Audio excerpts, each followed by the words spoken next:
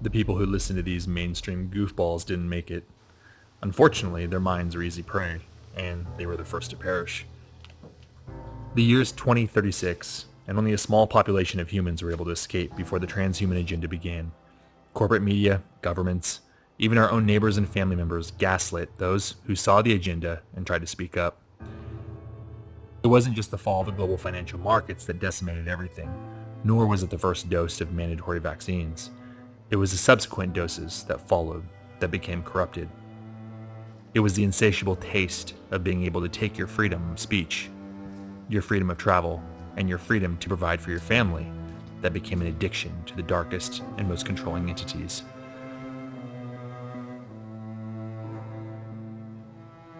Commercial airlines went bankrupt, our global food and medicinal supply chain broke down, and if you didn't regurgitate their corporate script like a drone, then you were marked an extremist or an enemy of the state.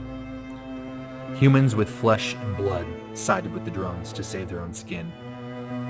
No one thought it could ever happen, but the weakest of us will surprise you.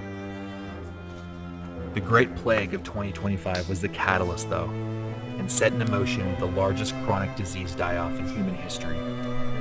7.8 billion people perished within a decade. Fertility rates dropped to near 1%. Our food was infected. Our vaccines were infected. Our air, our oceans, and our soil. It was a slow and controlled execution. But it was no one person's fault. It was a collection of the biggest companies and governments in a race to make enough money to save themselves.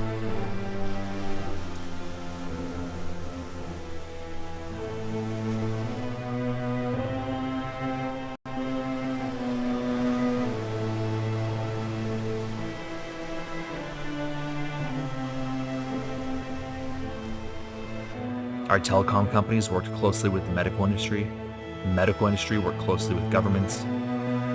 Big tech ran cover for censorship and tracking. It was a small club, and 7.8 billion of us weren't in it. The only problem with their plan was that humans could never coexist with the drones like they wanted. The radiation exposure was too great, and the average life expectancy dropped decades. Cancers, autoimmune disorders, and new variants of different diseases mutated at an exponential rate. It was a bug they couldn't solve. But, like a sinking ship, they eventually ran out of others to step on to save themselves, until they too eventually perished. There was a light, though. The dawn of cryptocurrency in 2021. Mainly decentralization. It was a saving grace for those who paid attention. It was a small population of humans, but it was enough. Those who stepped out of the matrix within their mind and embraced alternative forms of commerce on the decentralized web fared the best, because it allowed for the anonymous to communicate, to educate, and to provide for their families. They could organize free from the control of Skynet, which was taken over by the drones. Many cryptocurrencies were wiped out because they depended on the centralized exchanges, which came under fire from governments.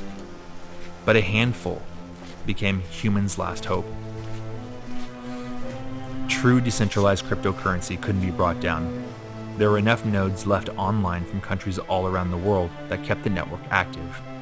Our decentralized brothers and sisters from all corners of the earth found creative and innovative ways to keep the nodes online, free from smart meters and detectors. I don't know how they did it, but damn it, they did.